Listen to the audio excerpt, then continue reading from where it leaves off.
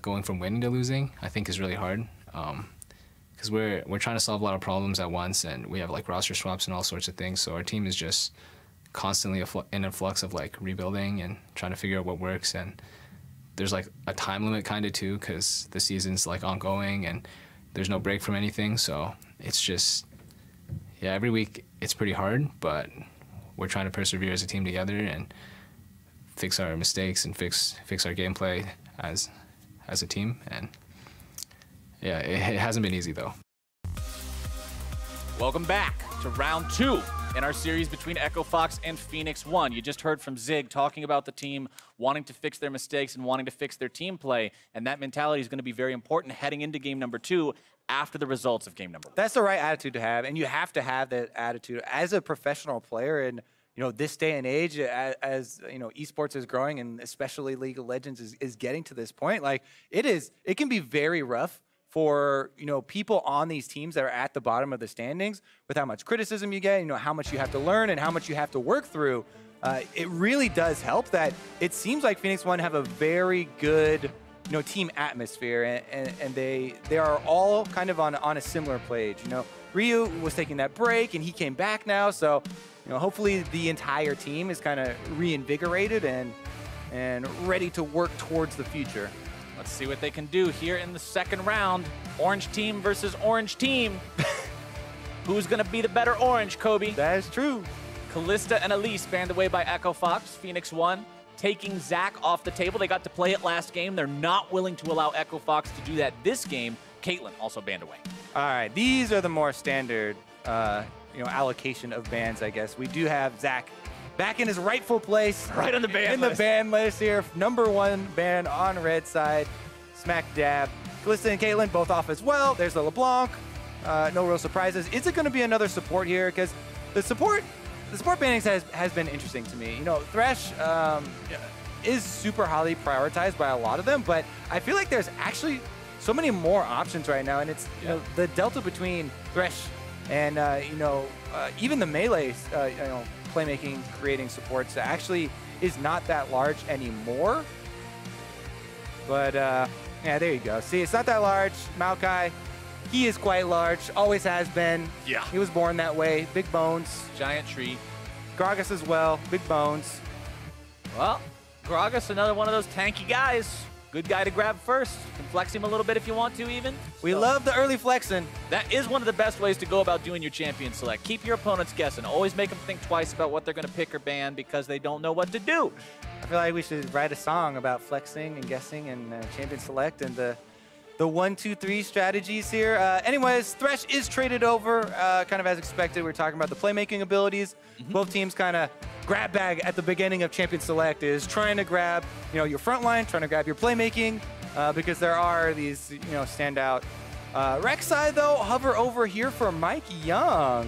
Okay. And we'll see, is he going to go to that adaptation of the Cinderhulk Rek'Sai that, you know, we have seen people doing. They've really been getting away from you know, the early warrior and the Black Cleaver Rek'Sai, but it's still a possibility if he does actually want to get back out there to the early playmaking. I'm actually a pretty big fan still of, you know, Cinderhulk plus Black Cleaver as the combination, kind of a little bit of a middle ground. Yeah. But warrior into Black Cleaver is a little bit more exciting. I mean, Warrior's a bit more exciting, but the problem is it's so snowball dependent, right? If you're not completely taking over the game, 10 kills at 20 minutes. And I feel like that does also depend on the champion select and the matchups that you're going to see. Rek'Sai, one of her biggest strengths early on is being able to gank behind side lanes. You can go over walls, you can go from behind turrets with only taking 1 or even no turret shots. If the MA team is pushed up, you can gank the duo lane from behind. If you're blue side, you can gank top lane from behind. If you're red side, you know, even go through the lane here because you have a Thresh.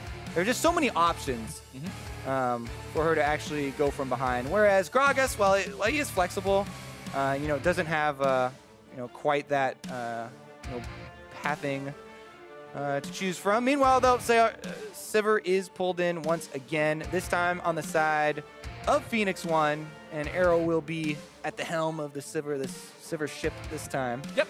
we're trading boats for AD carries. Jhin and Sivir once again, but they're going to be on opposite teams. Camille locked in the top lane for Echo Fox, being Gragas who's going into the jungle, likely building a Cinder Hulk of his own. We've seen the opting away from Runic Echoes on the Gragas players lately because they want to get tankier faster. I can't blame them. You get in the middle of the fight, you want to be starting things off, you probably don't want to die in the process. Get tankier faster, and the scaling is just insane. One of the biggest parts about Cinder Hulk's buff was increasing your extra bonus health by 20% here later into the game. That really does add up. And the break-even point on that, for people who are curious, is 1,500 HP. As long as you're building more than 1,500 bonus HP, it is just strictly better than the old one. If you have less, it takes a little while to catch up, but generally these days, building tanky involves building a lot of health. So Renekton and Shen banned away on the side of Echo Fox. Phoenix1 taking away Rumble and Zyra, as Arrow trolls around a little bit, waiting on his real pick to come through. Thinking about that Cho'Gath. True damage could go right through Camille's shield. And that's what it's going to be. Zig on the Cho'Gath. But it is top lane Cho'Gath. We've seen top lane Cho'Gath, we've seen jungle Cho'Gath. That's what I'm saying. Go right through that Camille. Yup. Cho'Gath will have a feast. Just munch that Camille all the way out of the top lane. And honestly, Cho'Gath is one of those champions where if 6 months ago you told me Cho'Gath's going to be meta, he's going to have one of the highest win rates in the game, I would have said, what are you talking about? That doesn't make any sense. But then Vorpal Spikes got changed from a constant active to a 3-hit thing. He gets slows on it all the time, and it's very, very scary. Echo Fox finalizing their team fight power with the Corki and the Taric. Yeah, that's interesting because it is more of a, 1-4 setup here with Echo Fox into possibilities of collapsing. Taric, as you said, super good in team fights, mainly due to the ultimate, but also due to the stuns. You can actually set up stuns really nicely with a Camille. Camille is one of those champions that is so mobile. Any sort of assist support champion that you have is really good. So Camille definitely enables the engagements. We'll have to see if they can actually pull it off because it does take a lot of coordination with your team. And as far as, working together here, Brandini and Gate, we'll see how well they've been able to pull that off. But again, Camille likes to set it up by split pushing beforehand so you can get some, good teleport in or some sort of good flank in, or even just take your toll split pushing in the 1v1. And Ryu on the Kassadin this game, it's been a topic of conversation before. After Corki got reworked a little bit, and it's not even a full rework, literally just a passive number ratio change to make it so he's almost all magic damage. Kassadin does pretty darn well into him. You just build a Dorian shield, you're immune to a lot of the damage he does to you, it gives you time to scale, and we know how scary this champion is if given time to scale, especially against targets like a Corki and a Jhin who are super vulnerable. Level 16 Kassadin is the dreamland. The ultimate cooldown gets to be so short. That's why people always talk about his scaling. Damage gets ridiculous. You build Zonias, you can team fight even. He's a strong split pusher. It's just, very difficult to deal with. The one weakness we always talk about is the wave clear, but he's on a team with Sivir, his best buddy. Just rotate the Sivir into mid lane. That's how you deal with those waves. Clear him out nicely. Phoenix1 saying, all right, you guys had the scaling last game. You got the crits and the bounces and the poke and the damage. Well, this game, if it goes all the way, goes the distance, we're going to have it in the bag. Especially, you look at their top laner with Cho'Gath. Once this guy stacks a bunch of health items and a Gargoyle Stone Plate, you can hit people for 1,500 damage with your ulti easily. Everyone always likes to talk about the Flash Stone Plate chomp there. And yes, it is annoying, and yes, the counterplay is fairly low, and yes, Mash is on Jhin, so he doesn't have, an extra dodge, and have to rely on either Flash or, Taric immunity, which takes a long time to come down, or, Gragas trying to interrupt him. See about any sort of face checking, though. We have Xpecial in the one-man trap. Just waiting to see here. Yeah, one-man traps don't usually work. Good sidestep. Nice sidestep there. That was fancy. I like that. Zig knows that he's alone because the rest of Echo Fox had showed face down there in the bottom part of the map. So he'll walk up, doesn't decide that he wants to place down any information boards, early information boards, I should say, on the blue buff. So instead just heads back up towards his own top side, making sure Echo Fox isn't going to try anything tricky, spinning around towards that top end of the map. As Rek'Sai beginning around the chicken pit, as Rek'Sai's like to do. And it looks like we'll probably see Akaadian starting around there on his own. Yeah, Rek'Sai. Rek'Sai for MikeYeung as well. Also going to start the Raptors, so should have, pretty mirrored beginnings here. And Rek'Sai, let's talk a little bit about the layers of the champion select, because we see it so often that it's kind of second nature for us.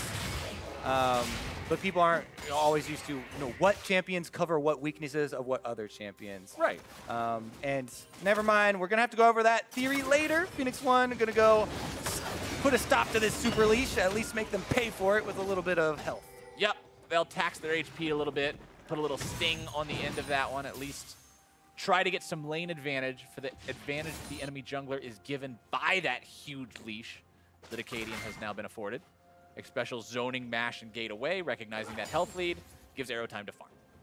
Yeah, Xpecial gaining control of the brush. Not able to sidestep that one, though. Does get cornered, and a little bit of chunk of health given back. They still have control of the wave, though, and denying a few CS, while Mash is sitting at 50% near the turret. So as you were talking about before the leash, we were going to bring up the champions covering each other's weaknesses in the draft. Right, and so it kind of starts out where we have the early focus on Sivir. It's not really surprising. You don't give away too much. You're going for it is definitely late game oriented, as we've seen on display already, and also does help out with the tanks. But as we said, with a later pick, Kassadin. Kassadin is something you always want to pick a bit later. Never mind, we've got another invade here onto MikeYeung. This time around, he's covered his own Krugs and not gone for an early topside pressure. So he probably should have communicated to Zig. I'm not going to be up here, that's why Zig not even moving up to the wave right now versus Camille. You don't want to take those trades early with Cho'Gath, even though Cho'Gath can heal up off the minion waves very nicely. Instead, mid lane will be the focus here. 3-man gank potential from P1. Wanting to go for Froggen, who's got his flash up. Ooh, nice. Instant flash predicting the flash on Xpecial, but he can't sidestep the hook. And I don't know if Froggen's going to have any way out of here. Not today, MikeYeung, first blood. Even though Froggen can flash early, doesn't matter because Phoenix1 brought 3 members to that mid lane party. Ryu actually didn't even get to participate. Meanwhile, Arrow's gonna have to fend for himself in the bottom side. Good spell shield there, but first blood onto the Corki is huge. MikeYeung able to get that one on the Rek'Sai and kind of get that early game off to a very nice start here.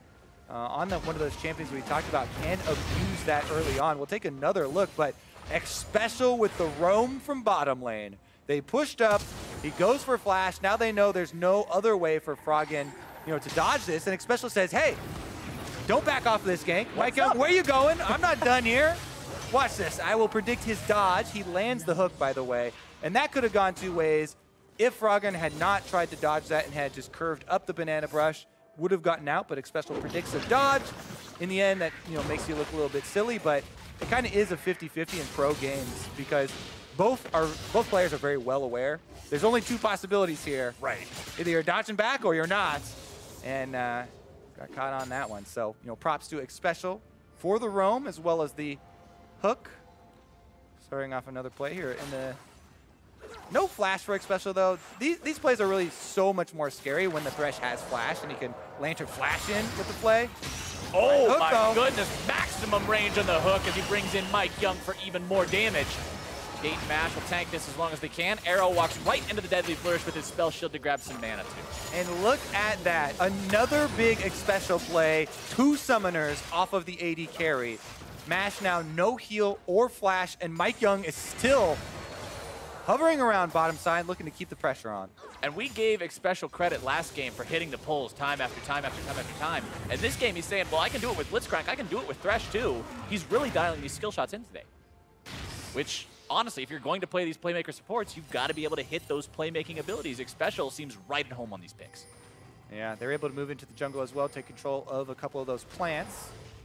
All right, we'll return, part 3 back to our champion select discussion. All right, third time's the charm. Yeah, I mean, there is another support roam here, so that might interrupt again. No. But we want to talk a little bit more about the other layers of the draft phase there and how Rek'Sai plus Kassadin is also a potent combo. Not only is it the kind of late game weakness of, the Sivir is able to cover a lot of the minion wave discrepancies, but Rek'Sai plus a level 6 Kassadin is so threatening, for a mid laner. And since they already pressured mid lane and got summoners off of Froggen, I would think that MikeYeung would want to continue that pressure in that area. Top side, though, he's looking to make it happen. Akaadian's there, might be a little bit late. Oh, man, it's a 2 versus 2. Brandini completely on the run. 200 HP and no mana left, but Zig doesn't have any mana to pursue this one either, so both sides back off. They are able to defend him there, so no kill goes over.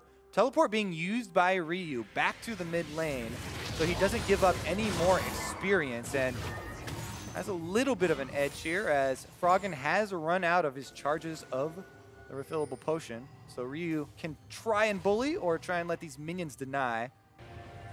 Remember, the Froggen also doesn't have a TP of his own to get back to lane. Always having the package available every 5 minutes or so on Corki means you usually opt for that combat summoner spell, especially against a Kassadin. Exhaust has so much value. Huge value. And right now, mid lane, I think, is the biggest issue. We talked about a couple of the stages of the setup. Rek'Sai plus the Kassadin, the combination of these guys bullying on. You know, they had a roam from Xpecial, and look at the CS. This is a Kassadin bullying lane, big CS lead, summoner spell lead. They also have, you know, huge jungler priority here. MikeYeung looking to move in for a steal. Since bottom lane was just chased out, they're going to be able to get this red, unless Smash finds a random steal. Nope, secured by MikeYeung. He's got the bite there. Now, one thing I remember we talked a lot about during the initial Rek'Sai rework was a lot of Rek'Sai players were maxing the tunnel first instead of the Q because it was giving them more damage, it gave them more burst, you could get back into the tunnels faster.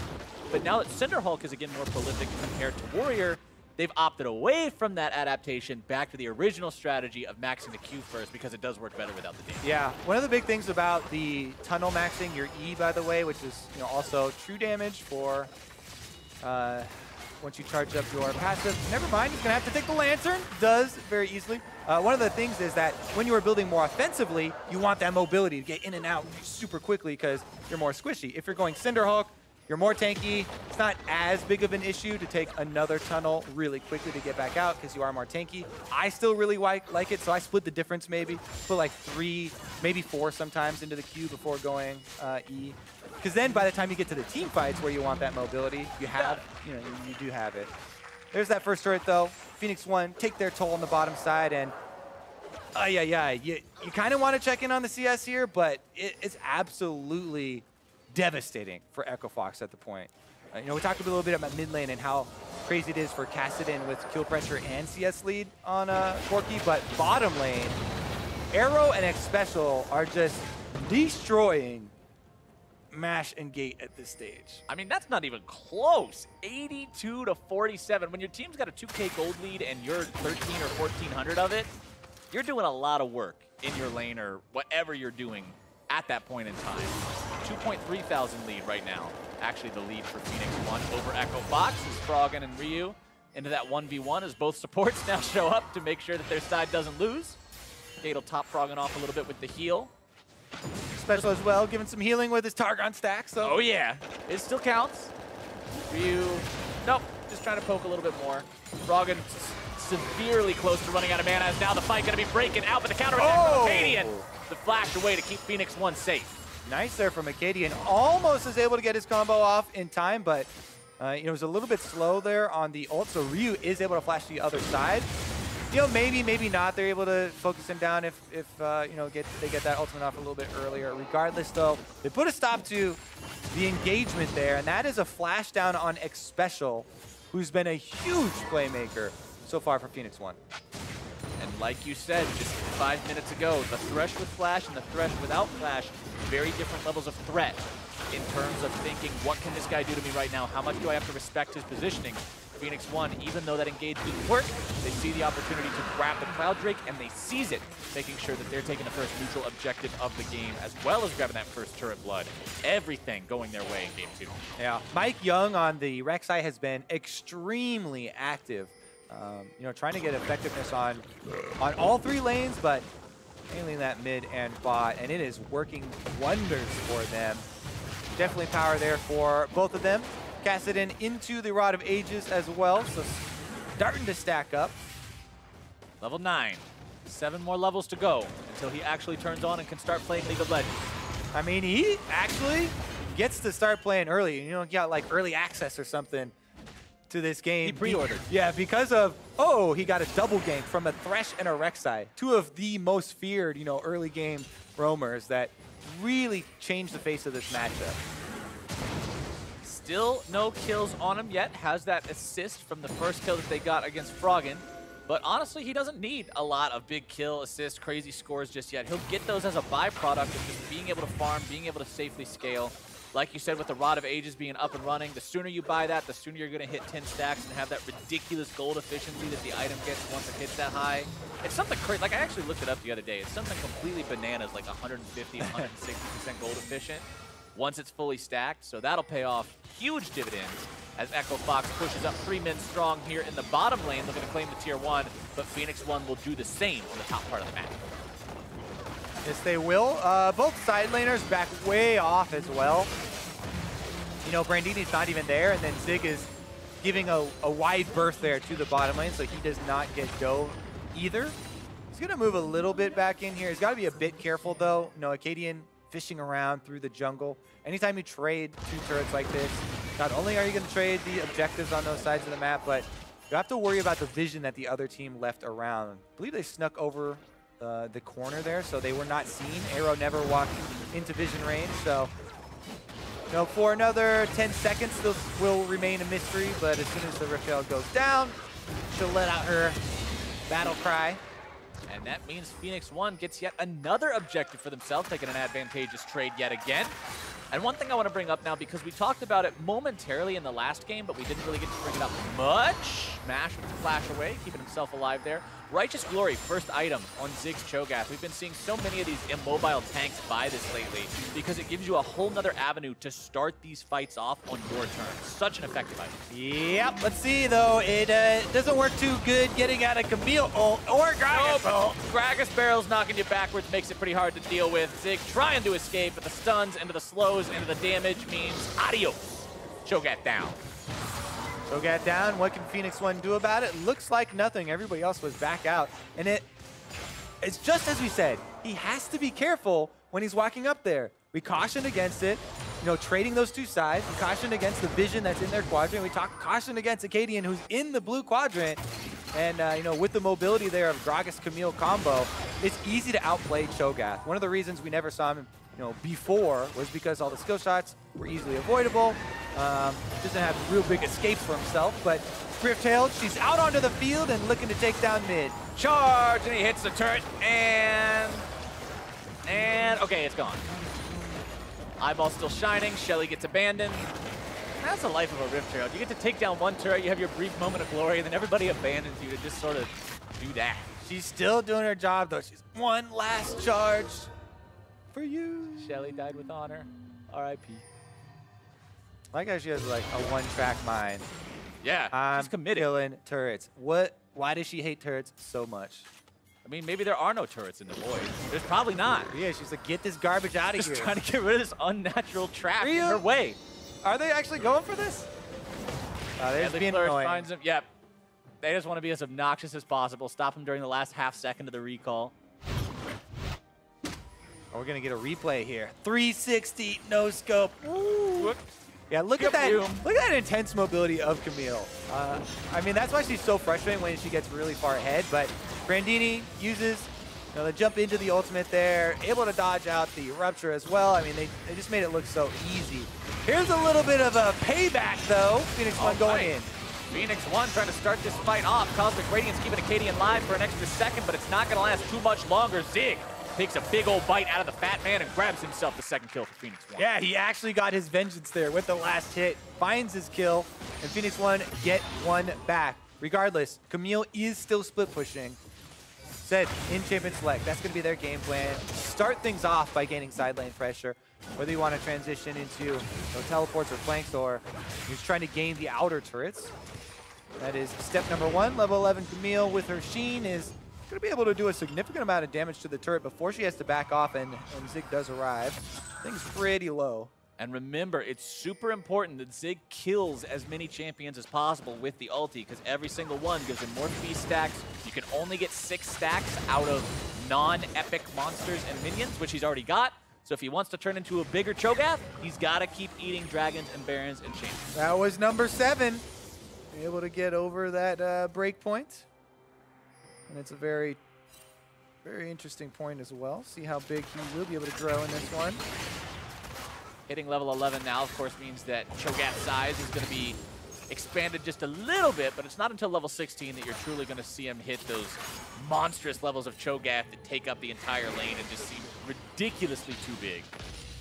He'll push out the bottom lane for now, stay all right. You can see the Bramble Vest built on him, which by itself is pretty effective at stopping auto attackers from wanting to duel you because of the grievous wounds, but as Thornmail, it's even better. So interesting little tidbit as well. Not only does it look cool when you get big as Cho'Gath, but previously at least to the rework, and I'm pretty sure it's still this way, Feral Scream is a spell that is measured from the end of your champion model, so the bigger you get tiny bit more range on it as well. Plus you get 7 extra attack range per level. But now, Zig's about to be a very tiny monster. Bye-bye. Yep. Squished. Granted, he doesn't lose stacks when he dies anymore, but you're still pretty tiny if you're dead. I guess. You're more black and white, I guess. But it always was much more funny when you died previous to the rework and you turn into like little keychain Cho'Gath. Little super tiny Cho'Gath that comes back and just scurries around the map again. They do get the Drake here though. EchoFox now have to try and defend mid lane. They're gonna do just that after acquiring Cloud Drake. 1-for-1 Drakes again, very similar to game number 1. Kills tied up as well. Phoenix1's big advantage at this point, Kobe, is in the turrets, that better macro play for the first part of this game. But EchoFox grabs the tier 2 in the bottom lane. Sticking to that split push, Camille on her Trinity Force now starts to feel pretty good. And you've got to be scared of that if you're the Cho'Gath, because again, you can farm, everything's cool, but if she brings somebody else towards that fight and you can't get away, it goes back to the joke. Because I remember when Stoneplate got introduced to this game, and people originally found the interaction with it and his ulti, and they're like, oh my god, you can burst people for 1500 damage with Cho'Gath. The instant counter argument was, yeah, but then you're playing Cho'Gath. Camille, yeah, and that problem isn't a problem anymore. Right, because as we said, good.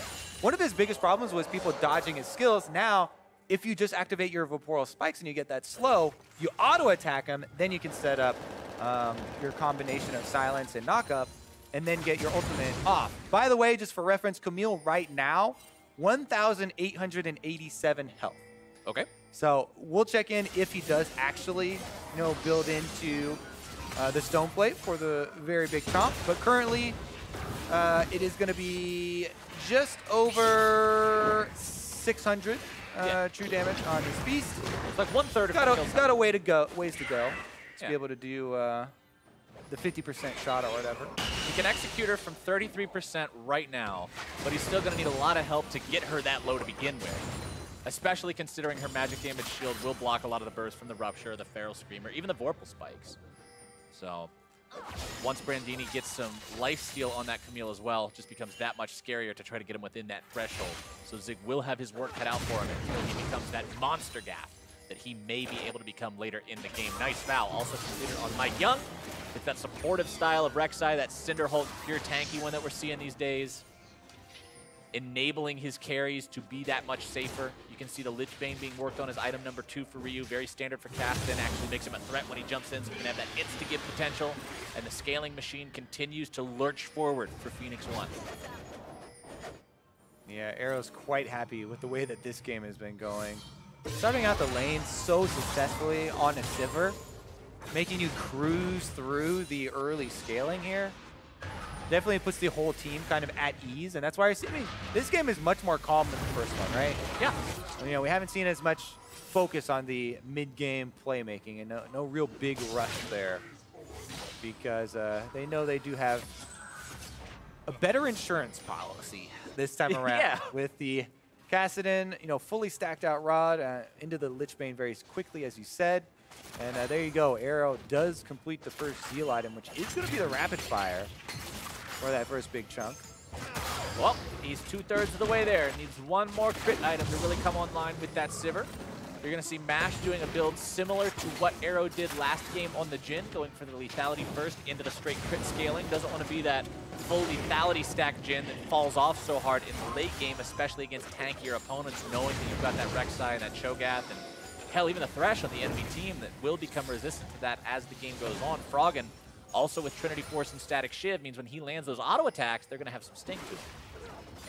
Package also up and running. Always got to keep your eye on that whenever EchoFox has that one at their disposal. And it's used as a retreat thing. I kept my eye on it. I saw it. All right, we both saw it. Right in the middle.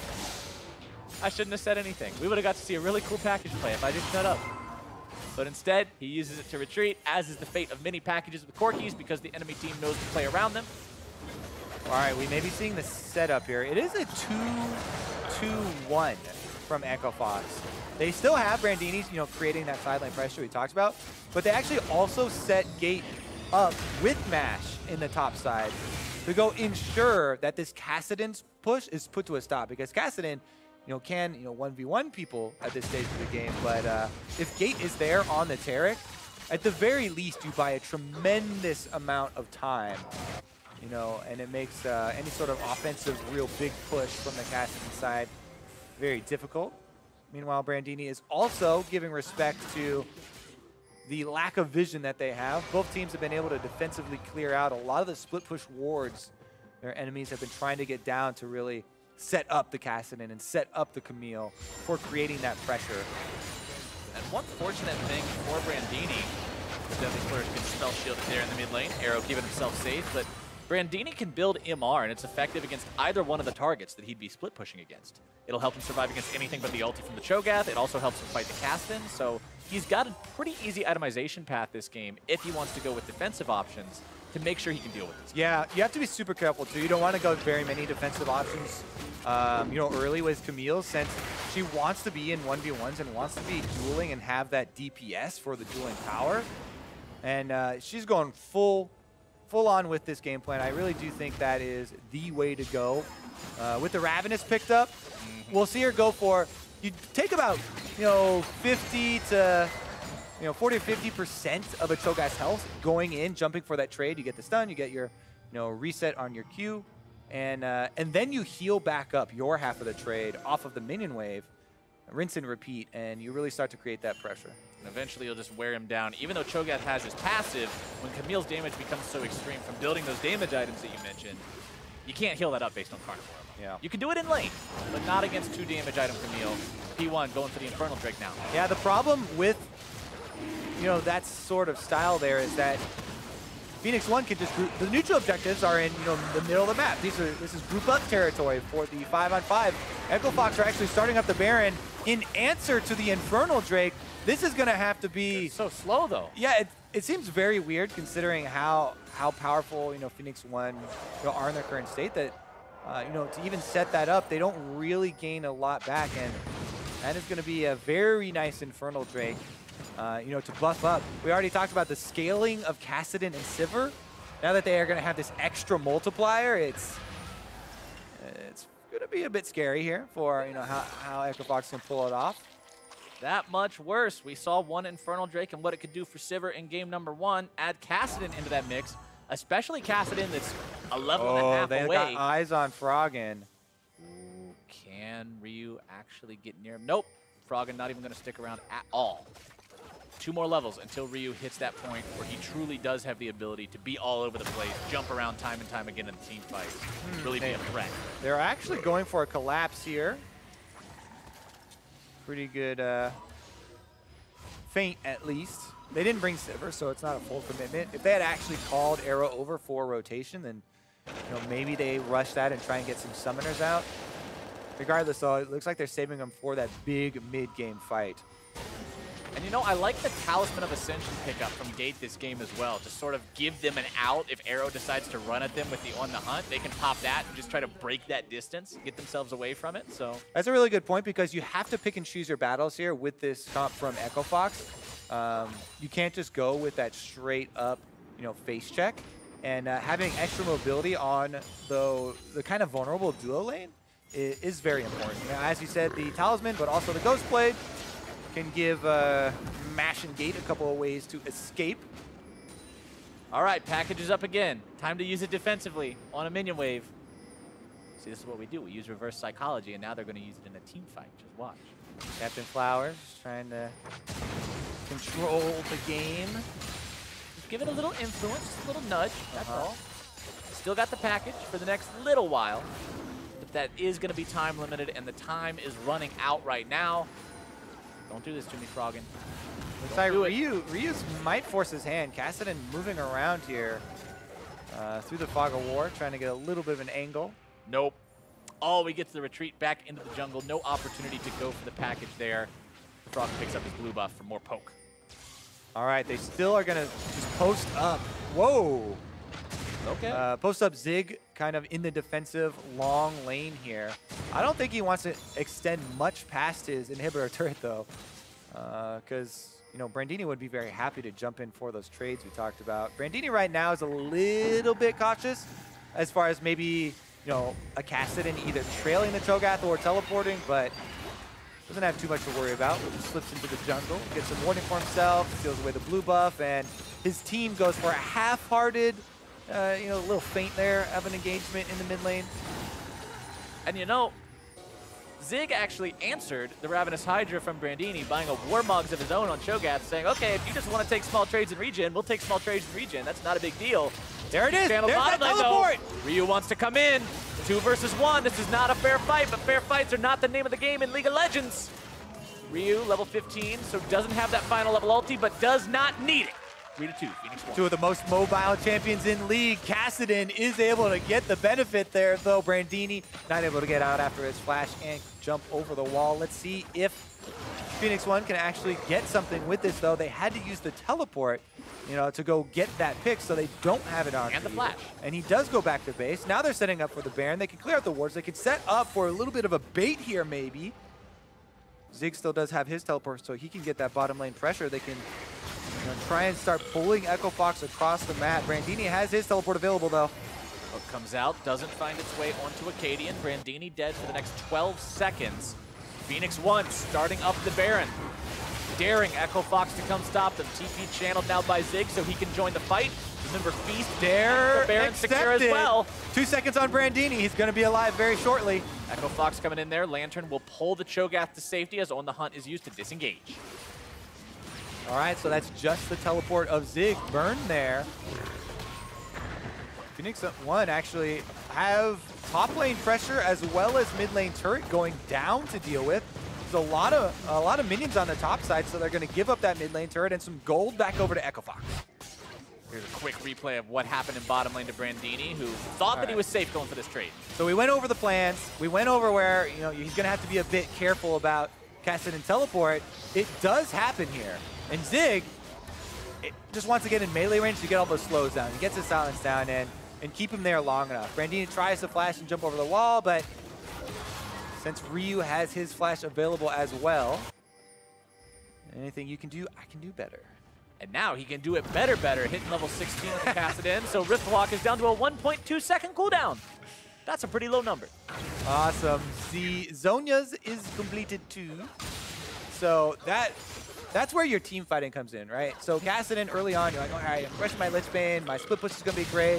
You know, I'm gonna have my burst damage. I'm good in, you know, skirmishes, duels, chasing people down. But now with the Zhonya's, you even gain the flexibility of team fighting. And that's incredibly important here as we crest the 30-minute mark. Ryu can actually go for initiation. He can chunk out mash. Zhonya's in the middle of them, buy time for the next Riftlock to come back up, and it becomes super difficult at this point. That's why we kept cautioning over and over again about the Kassadin Sivir combo and how flexible and scary it is later in the game. We have reached later on in the game now, past that 30-minute mark, like you said, as Echo Fox now stares down the barrel of that level 16 Kassadin. Still only 14 on the Sivir, but when your own AD carry is 13, 14's still pretty scary. 16 here on Froggen as well, so maximum damage coming out from those rockets as he completes Infinity Edge as his 3rd major item, meaning Froggen is no slouch in the damage department once we get into these team fights either, especially if the front line can keep him protected.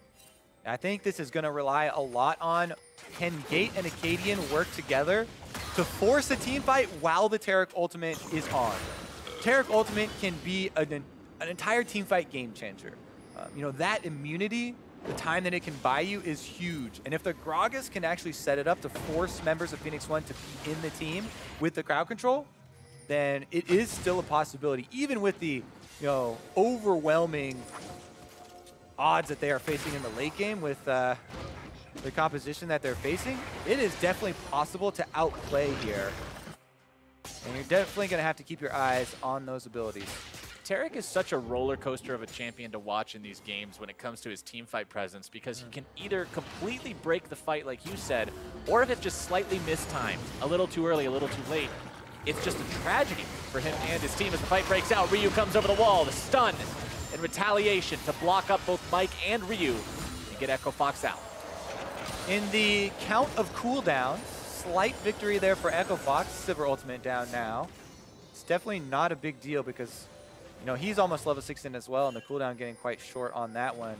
Echo Fox would like to take advantage of the very small opening, but you don't want to extend yourself or risk too much forcing anything off of just that, you know, single ultimate cooldown that's burned.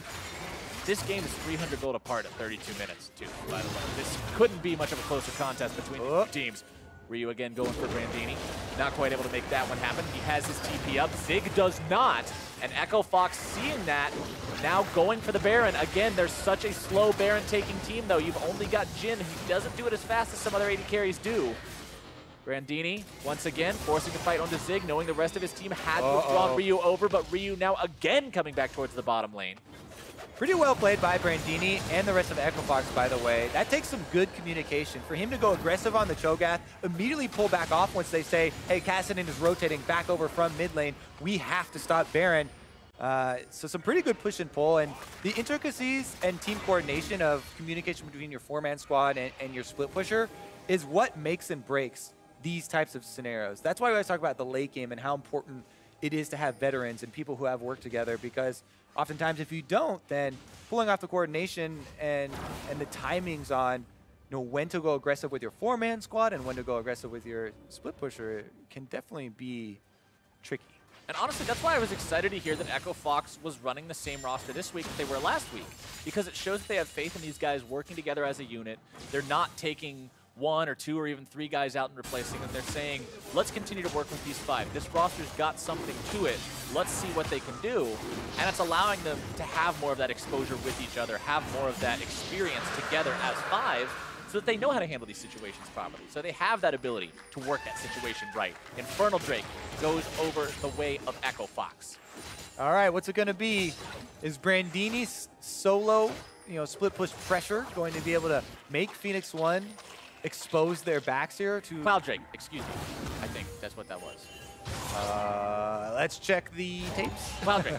Cloud Drake. It looks like it. That one's on the board there.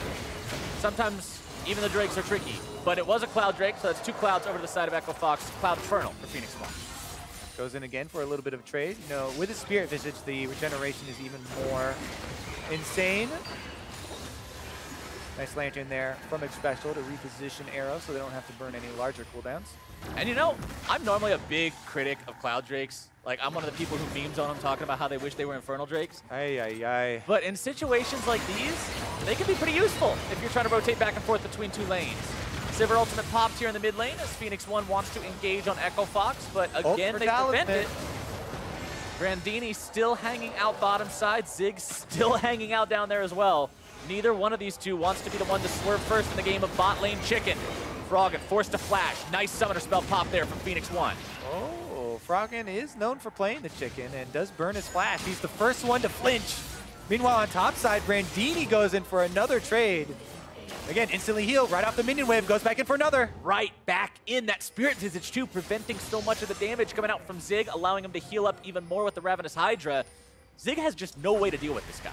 All he can do is sit around, try to regenerate enough to still be relevant, but Brandini has made his way onto the turret. Zig's hot stone plate. Active. And question mark? Ping? Okay, but it scares him off, keeps the turret okay. It scares him off. Scares him off, baby. I'm trying to play devil's advocate here, Kobe. He's been playing League of Legends for like 5 years. He's like, oh no, Cho'Gath is big and shiny. That Cho'Gath's too big, run away. You don't normally see champions that get that big. It's I'll give you a lot of leeway, but you're not tricking me with that one, buddy. All right.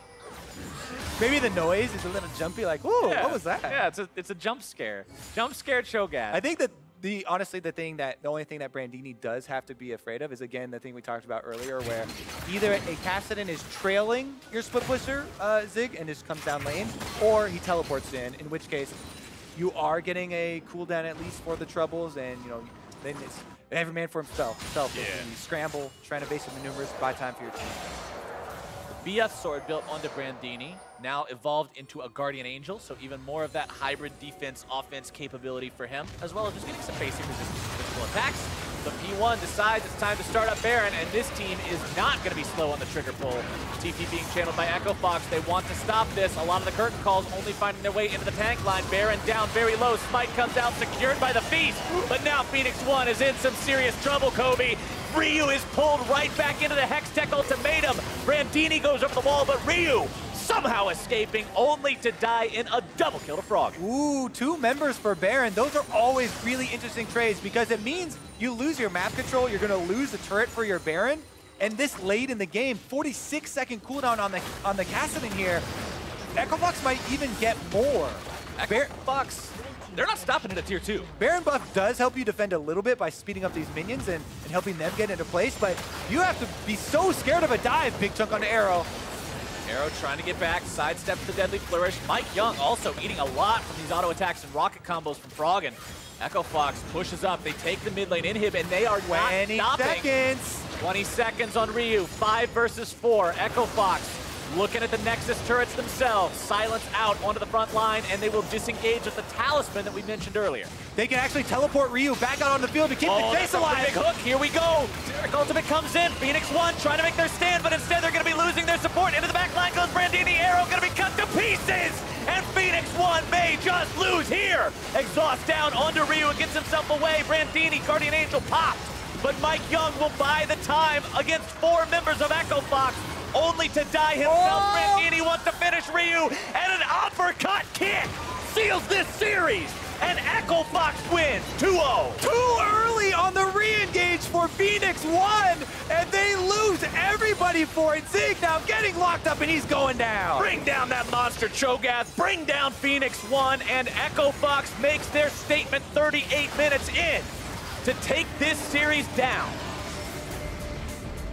What a finish there from Echo Fox. There were 4 seconds left on Ryu. Phoenix1 had him on the run, but then they get a little bit baited in by their own hook landing. They go for the engage. The ultimate from Taric comes down, and that's what we talked about. It was a 5 versus 4 with immunity from the Taric ultimate. Echo Fox just sweep the entire game off their feet.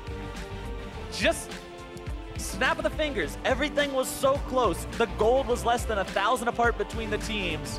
And a Baron call from Phoenix1 that Echo Fox calls their bluff ends the game within the next couple of minutes. No deaths for either bot laner from Echo Fox that game. Mash and Gate, 8 out of 9 kill participation each. No deaths each. They didn't die, but they gave up tons of CS. So remember, remember that. Don't worry about that. Don't worry about the 279 to 408 farm.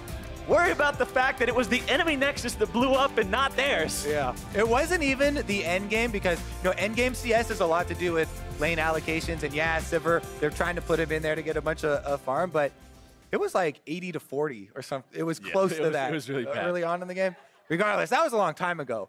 So much of this game came down to that split-second late game decision-making, right? The Baron burn was good. They were able to burn it down, but the escape plan was not there. And a huge, props to Echo Fox for chasing them down. They were very patient.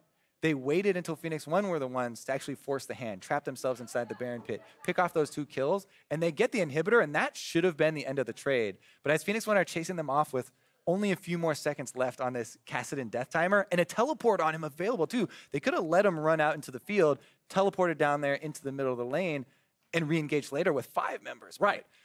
They jumped the gun a little bit there, and things like that are what's going to cost you these games in the late game like that. And speaking of jumps, in the last couple of fights, both the one in the Baron pit and the one in the enemy base, Brandini, 2 awesome jumps into the Hextech ultimatum on the value carries for Phoenix1 in the Baron pit onto Ryu, in the base onto Arrow, making sure those guys could not escape. Such a big performance from this guy again. Yeah, definitely true. I mean, we talk about the subs for this team, and everybody's like, well, how are they coming up with who's in on this, on this given day? And yeah, it does have to do with the team, synergy, but also how are they actually just performing in the recent scrims? And Brandini, he performed really well, but for more on the Echo Fox win, we're going to check in with Dagon and the victorious support.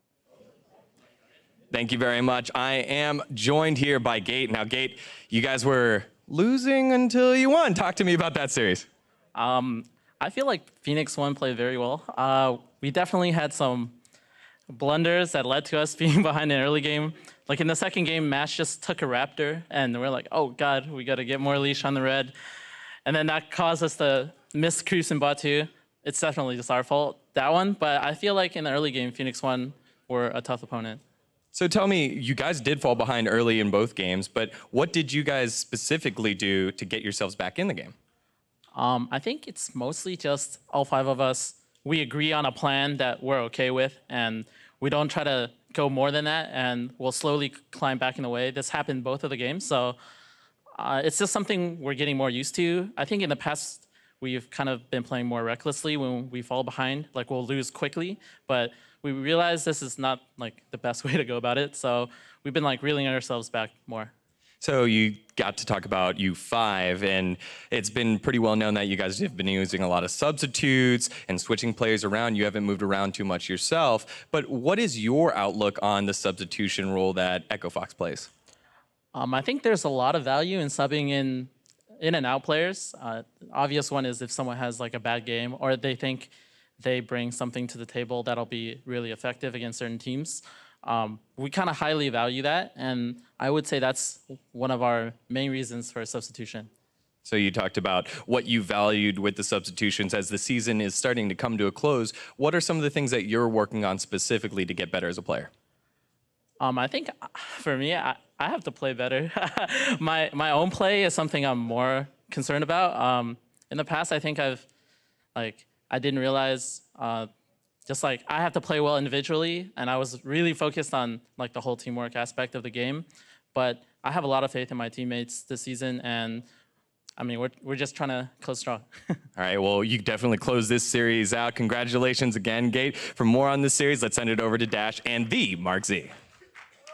Thank you. The D got my guy. article right. Yeah, you got your article right. Gate saying they're trying to close the rest of the season out strong, and a 2-0 victory here over Phoenix1 is a good start to these last 2 weeks. It's definitely an improvement, just given the fact that they came from behind. This is a team that we were often criticizing just for never having mid control and giving up objectives, and you even heard Gate say himself losing quickly when they fall behind. Right. So here it's nice to see them kind of hold on throughout these games and then pick their battles at the right spot. Exactly. Heads up play by Echo Fox here at the end of the game to call on the Baron. Now Phoenix1 does secure it. The fight ensues though. They get enough members down in order to make a successful push. And to be fair to Phoenix1, this wasn't a situation where you think you lose the game off that Baron for. Right, you only lost 2 people. Yeah, so you say, all right, we'll take our lumps, we'll back out, we'll grab the Baron and reset. We lose this mid inhibitor, but now we have Baron to push with. But the problem is they don't take it slow enough. And you see this re-engage here, and they take this 5v4 as Kassadin is just coming up. But by the time he spawned, you already see Brandini is on the back line blowing up arrows. So now you lost this other carry just as Ryu spawns, and it's still essentially in some ways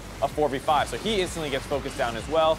And it just is this kind of thing where you did not play patiently enough on the side of Phoenix1. Getting the Baron was a decent call, but you re-engaged as the enemy team was still in your base. And if you lose a fight there, the game's going to end. Very much so. Death timer's far too long to be recovered from. But I think what you hit is kind of key, right? The idea that that Baron call in and of itself from Phoenix1, not a bad Baron call. Kobe also mentioned it's just that the escape plan wasn't necessarily there to get everyone out alive. All right, even after you lose 2 members, this game should not still be lost. It was the over-aggressive play in the 4v5 that ends the game, and that's where I would have asked for Phoenix1 to show a little bit more poise, say, hey, we still have 3 Baron buffs on our team. Yes, an inhib is down, but if we reset, put the Cho'Gath in the side lane against a TP-less Camille now, we can actually reestablish pressure using the Baron buff against the super minions. That's the thing, though, when you look at this comp, is that the Cho'Gath had actually been doing fine the entire game against the Camille. A couple times the skirmishes got a little dicey. They brought the Kassadin down, and they kept trying to make repeated attempts on him once they found a kill. Sometimes Brandini got out alive, but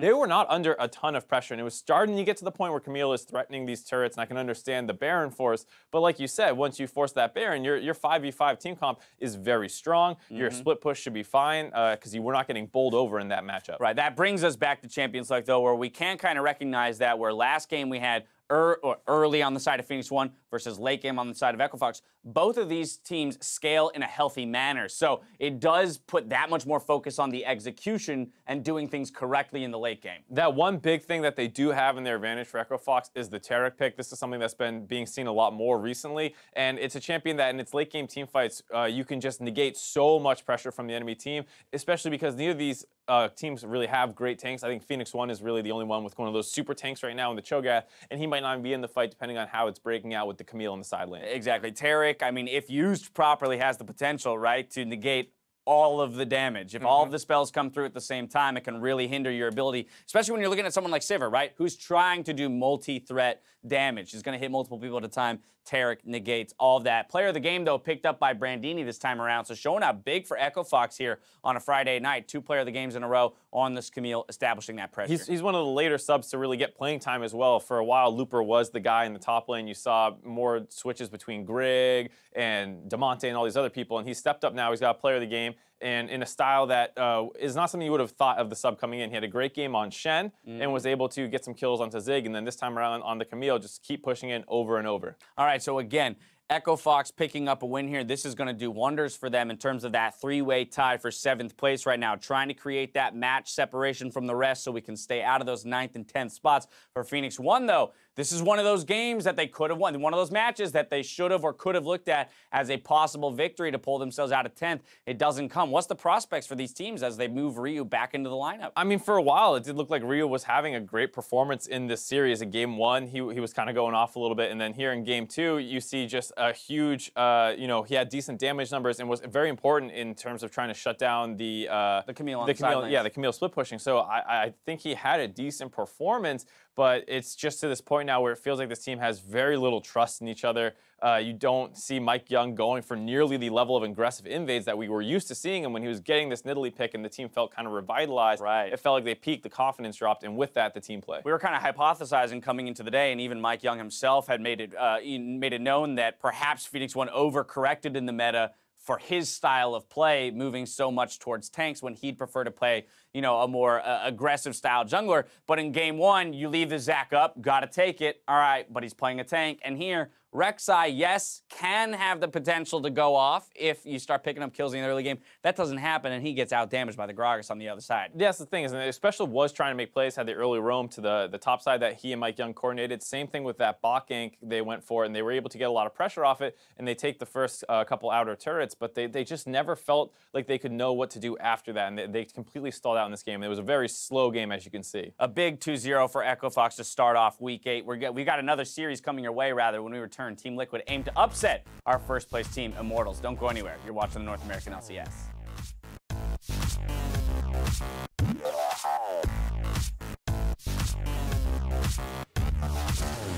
Ooh, nice instant flash predicting the flash from Xpecial, but he can't sidestep the hook. And I don't know if Flash gonna have any way out of here. Not today, MikeYeung, first blood. Now, Zig's about to be a very tiny monster. Bye-bye. Yep. Squished. I'm on Thresh. Yep. Rek'Sai. Yep, Camille, you're fine, Gas. Yeah, kill this guy. Yo, keep going after.